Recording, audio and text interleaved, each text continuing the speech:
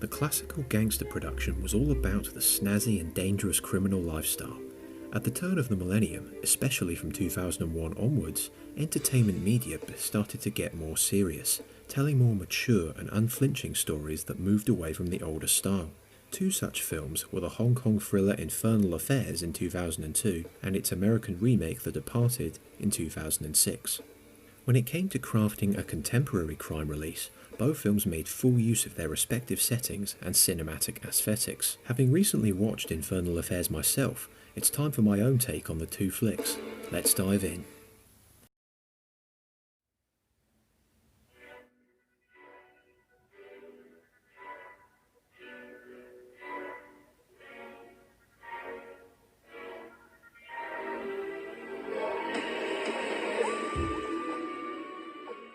The original Infernal Affairs was the brainchild of directors Andrew Lau and Alan Mak. Released at a time when Hong Kong cinema wasn't doing very well, it was very well received, taking numerous awards. The story follows two undercover operatives. Senior Inspector Lau Kin Ming is a mole inside the local police force, while Chan Wing Yan spies on the criminals. Both operatives attempt to oust the other before their own cover is blown, with many twists and turns along the way. Arguably the biggest difference Infernal Affairs has is its opening. We start with Chan Wing Yang, already neck deep in the undercover police work. He meets with Superintendent Wong Chi Shing on a rooftop, and thanks to the facial expressions from Tony Leung, we learn quickly of the toll it has taken on him. An opening that gets straight to the point is indicative of the film's direction, one which took its time to reach a global audience. Hong Kong cinema is characterised by its faster style of cutting and heavy use of flashbacks. As a result, you have a film that moves quickly and doesn't linger on the more intimate details. It lays out the opposing sides in a very literal manner, as the police and criminals are put face to face across a table down at the station. On the one hand, this presentation keeps the action moving and cuts down on anything that could pad out the runtime, but on the other, it also removes much of the depth that could be given to the characters. We don't learn too much about them throughout, which isn't necessarily a bad thing. The flashbacks show that both main characters attended the police academy, but found themselves heading in different directions. Nevertheless, the shocking moments still land with the right punch and are layered to hit very abruptly, most notably the rooftop escape. Some have argued it achieves more with less material to work with, as the cast makes full use of their simpler characteristics.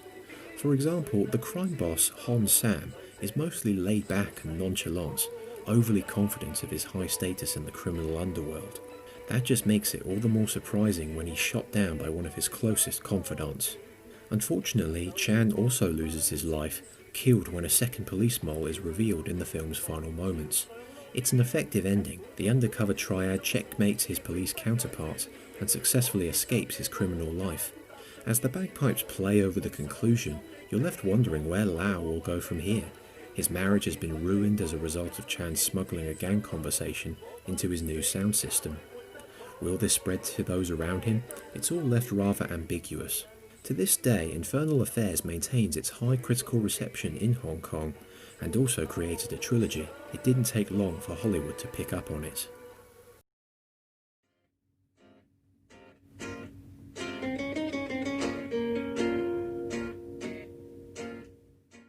Now we come to The Departed, Martin Scorsese's expansive and equally acclaimed remake. After actor Brad Pitt and producer Brad Gray purchased the rights in the early 2000s, the visionary director signed on to produce it. Scorsese hadn't made a full-blooded crime drama since 1995's Casino, and for his return to the genre, he and other producers wanted to make a more grounded narrative. This starts with the initial introductions. Once the lead antagonist Frank Costello sets the scene, we're given some time to get to know the main characters. In The Departed, it's all about what the characters want. What each member of the cast is after puts them in direct conflict with each other. Billy Costigan, played by Leonardo DiCaprio, is mostly an outcast who wants to break free from his family's criminal past and serve the city of Boston, while Colin Sullivan, played by Matt Damon, wants out, having been living a life under the mob for many years. This allows the two actors to draw the audience in from the outset.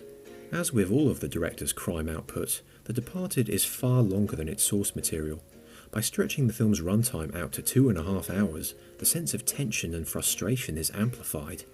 You can feel both the cops and criminals getting angrier as things go on. They're sick of trying to track down the rat in their respective organisation, and this makes for great drama. When casualties start to mount, you wonder more and more just who will make it out alive. It's able to sustain this focus all the way to the conclusion. Just when you think you have everything sorted out, the film's final twist hits you like a brick wall. My interpretation of this final scene emphasises how different The Departed is from any of the director's previous works. The entire production ditches the glitz and glamour of the gangster lifestyle in favour of something gritty and unflinching. The ending hammers this point home. There is no deal done with the police, no imprisonment the character is forced through. Instead, Sullivan meets an abrupt end, his apparent clean getaway cut short, because, like so many other moments in the flick, crime doesn't pay. As highly acclaimed as The Departed is, I can't deny it has some issues. While the love triangle between Costigan, Sullivan and Madeline, played by Vera Farmiga, is a more cohesive part of the plot, the way it extends out to Billy feels a little contrived. The undercover cop gets into a violent argument with his therapist, and then about 5 minutes later, he asks her out for a coffee. The film is already pushing a long length, but there needed to be another moment of bonding between them to make their chemistry feel more authentic. Be that as it may, The Departed remains a powerhouse piece from Scorsese. The director wouldn't make a film like it again until 2019's The Irishman.